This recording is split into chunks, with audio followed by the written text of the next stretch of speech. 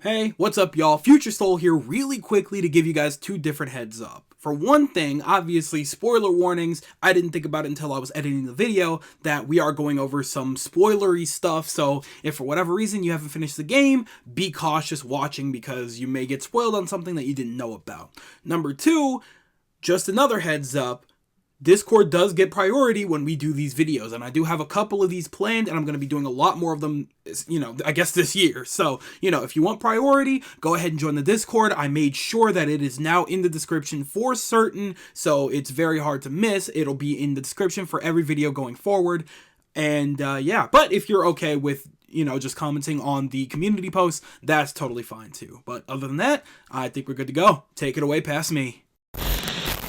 Hey yo, what's good though? Soul here, and welcome back to my story mode.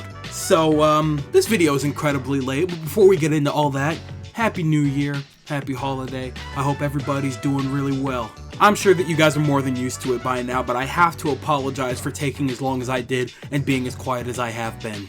You guys already know how this operates. I go quiet because I'm spending time with family, friends, or doing some other third thing. However though, I have a pretty good excuse this time. These last couple of weeks have been all about the review. At this point in time, I'll be completely honest. The review is now done. It's ready to go to upload at a moment's notice.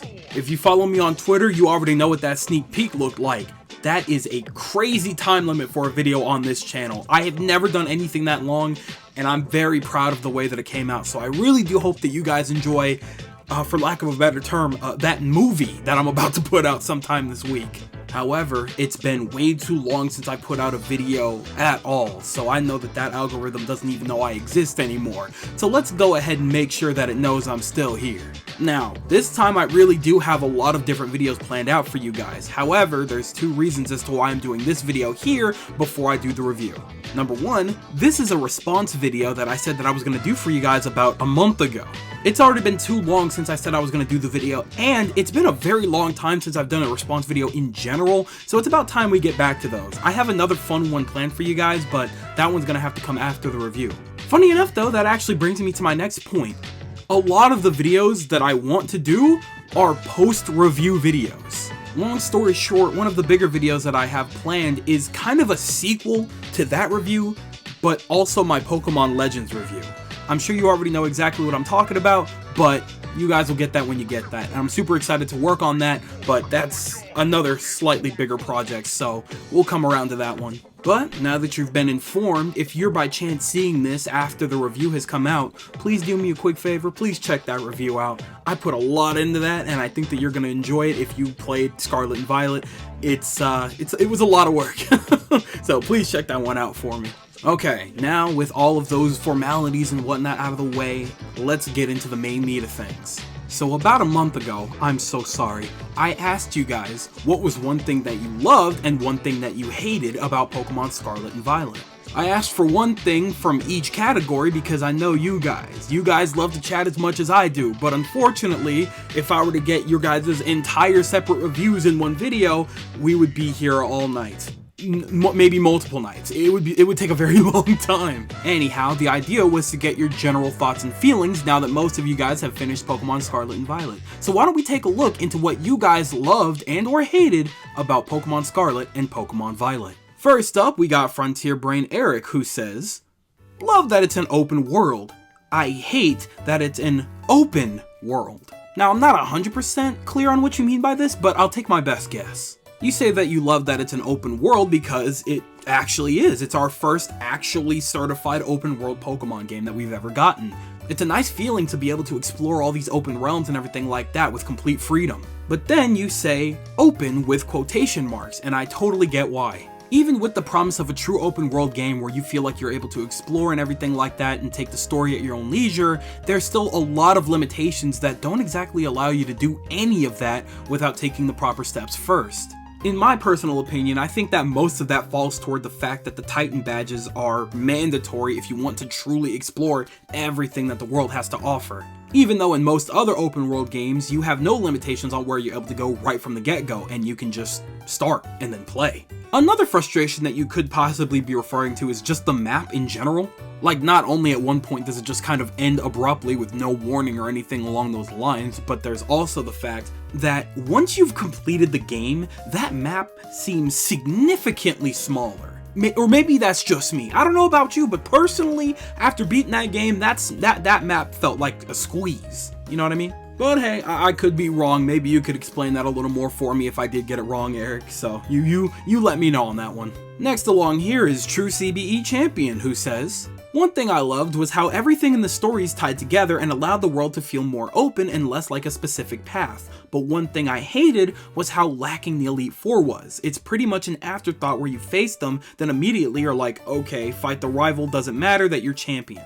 I definitely agree on the story portion. You're gonna hear me say this in my review as well, but I'm very pleased with the way that the story came out this time around. This was one of the few times where it felt like everybody could truly have their own Pokemon adventure, and they could take different things on at different times and stuff like that.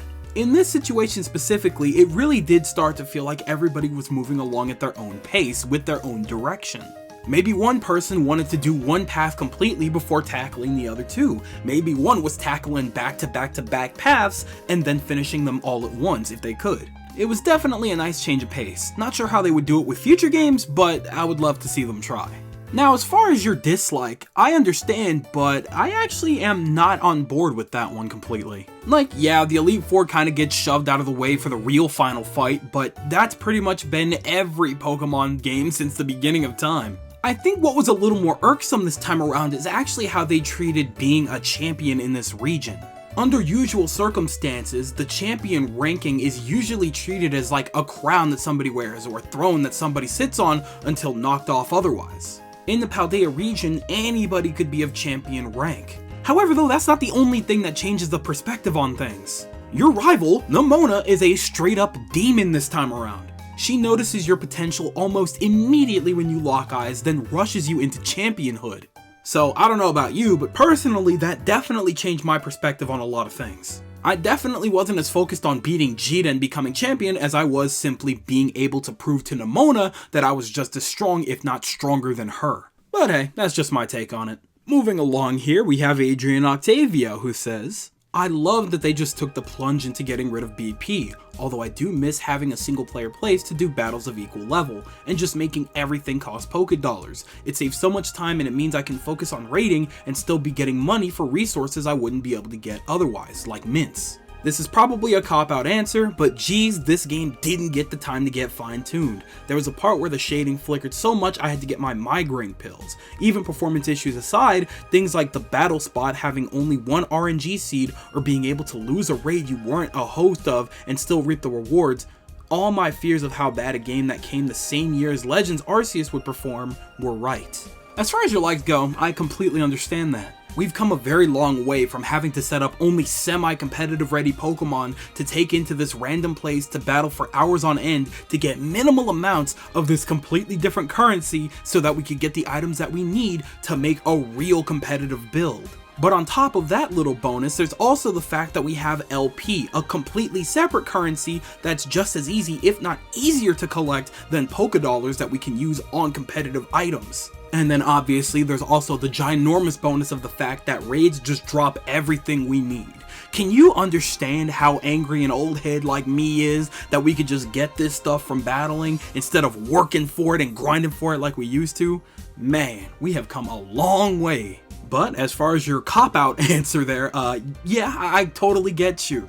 This game is not done, not finished by any means. In my first stream for the game, only about like a half hour into it, when that camera clipped through the floor, I was visibly disgusted. You could see it on my face. It's literally criminal that they could get away with stuff like this and still make so much money off of it. I can't think of a lot of other franchises that could go through something like this and actually continue to survive, except maybe like Sonic or something like that. But even then, it was on its last toe for the last 10 years or something like that before 2022. So it can happen, it's just super rare. We always say, you know, let's hope it doesn't happen for the next game or something along those lines, but they made way too much money off of these games to care what the next ones look like.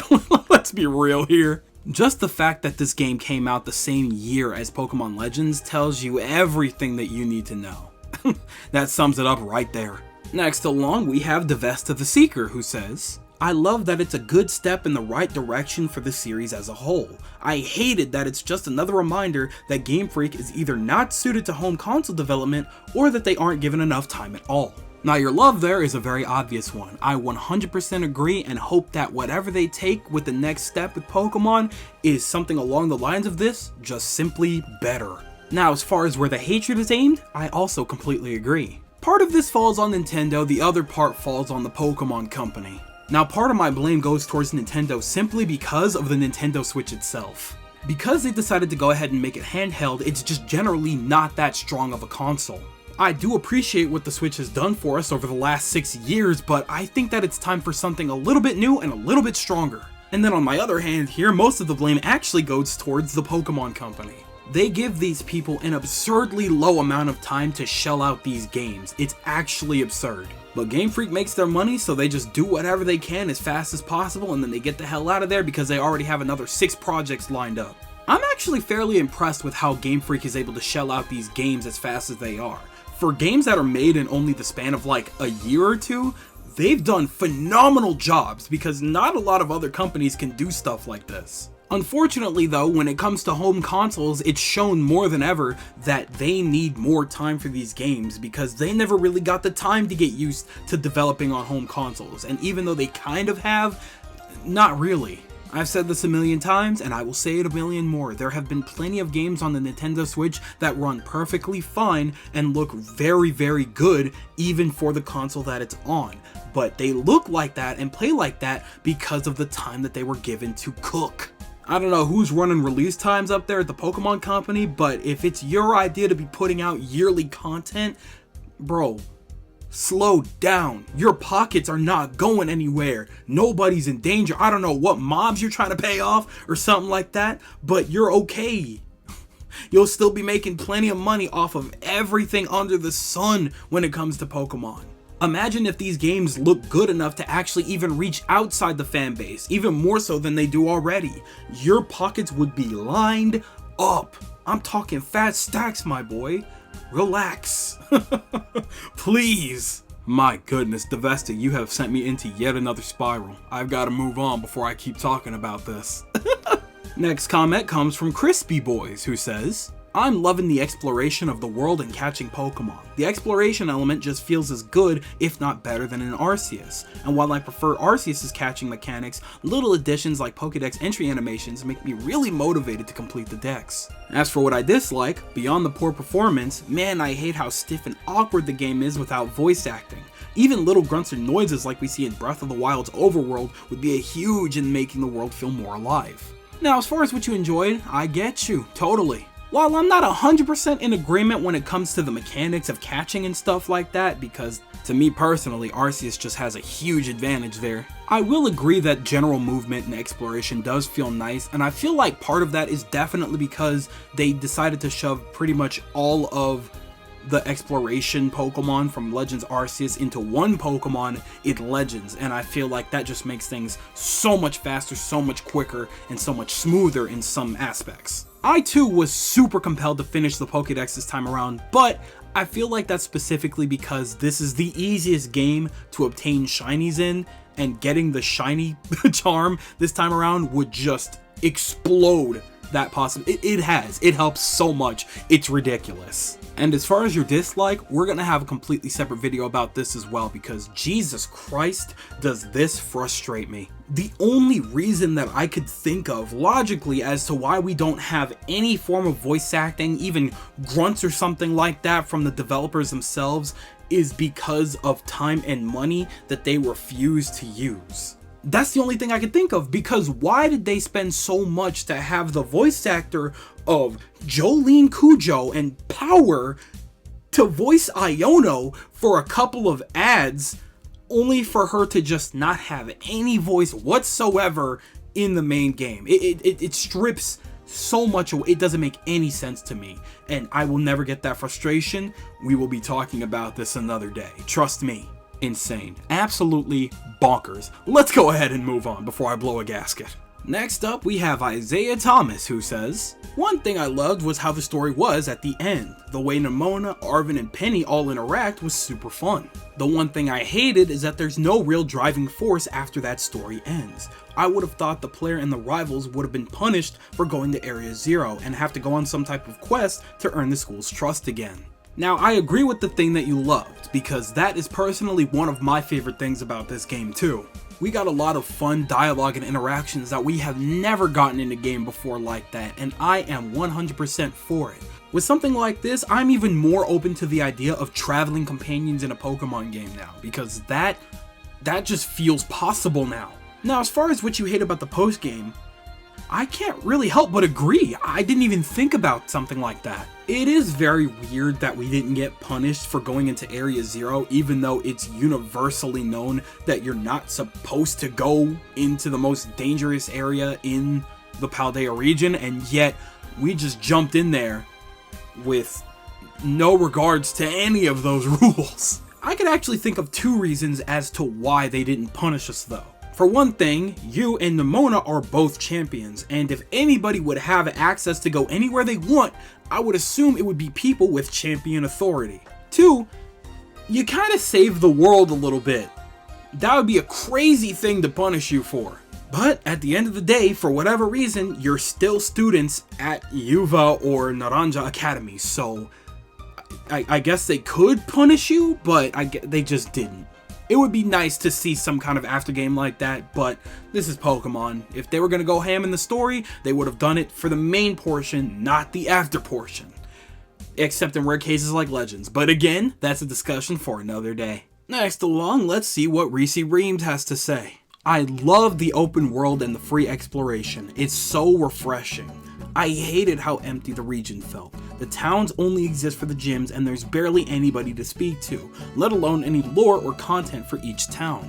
As far as your love, absolutely agree. Couldn't agree more, in fact. As far as your hatred goes, you're absolutely correct. That is detrimental in comparison to previous regions. Back in the day, we would get so much rich history for a lot of these towns alone, to the point where we would probably know why the town was named the way it was. Sometimes they would have super specific and important landmarks so that we could differentiate what towns were which. But now we have Montenerva and Medali, and I think that one town that has the one place where you could do auctions, but it's not where the gym is, so like, what's the point? I don't even know. And as far as NPCs and stuff like that to talk to make the town feel a little more alive, yeah, they have them walking around, but it is very frustrating that it's very optional to talk to the ones that are standing still, and they usually don't give you anything. No useful information on the town or anything like that. I think that's specifically because a lot of what NPCs usually have to offer in Pokemon games are now just lying around somewhere in the open world, so you don't really need to talk to them, you could just go search for it, or make money to buy it. But I don't know, it is kind of sad, because these towns don't have anything unique or specific in them besides maybe a gym or something like that, they're not really memorable, so I don't even remember a lot of their names or where they're located on the map. I only remember specific towns that have stuff that I need, like Sapaccio, so that I could get the armor for Armorog or Ceruledge, but other than that, that's it. There's nothing special. Let's move on to Mitch K, who says, "I love the open world design. I hated that there was no level scaling in the gyms or in the wild, and by extension, that your Pokemon choices were limited by the gym badge level cap. If I wanted to go catch a Pokemon that only spawns at level 35 to 40, I would need 4 badges to have it always listen to me." This actually kind of bleeds into the first response that we had from Eric, who said that he hated the open world quote-unquote design. In reality, what it boils down to is the fact that you can't really truly call this an open world game for yourself until you've beaten the game and you have access to everything within the world. So in turn, when you first start, it's not an open world game. You can't go anywhere you want, you can't do anything you want, and you can't battle who you want because level scaling doesn't exist. So essentially, your playthrough is actually just opening the doors for the possibility for it to be an open world game, and that is annoying. Thankfully, I wasn't too greedy, so I never experienced the whole catching a level 30 or 40 Pokemon or anything like that, but I do get the frustration.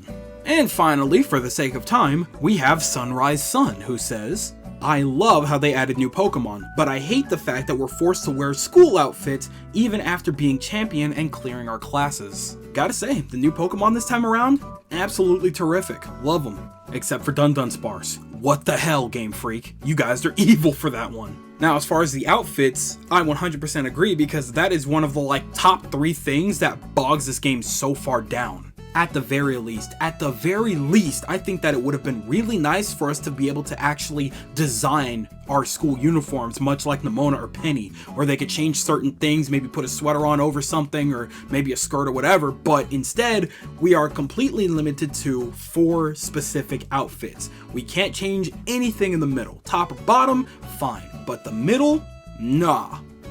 That's lame. I'll never understand the decision behind that one, especially because the customization for the face and hair and stuff like that felt a lot more intricate than it usually does in Pokemon games that have character customization. So what the hell happened to the rest of the game? Won't ever make sense to me, but unfortunately this is the timeline we live in, so I guess we're just stuck with that. And that just about wraps up this video here. All in all, if I had to say if we love or hate the game, we love very specific things about the game that we want to see in future games, but we hate the fact that once again, it didn't get the time to be the perfect game that it had the potential to be. Based on what I've read though, it seems that a lot of the pros seem to outweigh the cons, so while we are very frustrated with the state of the game, it was still pretty playable for the most part. But you know what? Give it 3 years, maybe everybody's gonna start hating the game like nobody's business. You never know with Pokemon fans, man. Something else we are. So for anybody that didn't get the chance to make it into this video in particular, what are your thoughts over there? Did you like the game? Did you hate the game? Do you agree with a lot of what was said? Do you disagree with a lot of what was said? Do you have very particular feelings about the game aside from what was said here? Tell me everything you guys are thinking in the comment section below, because you know for a fact that I'm always going to be down there with you guys.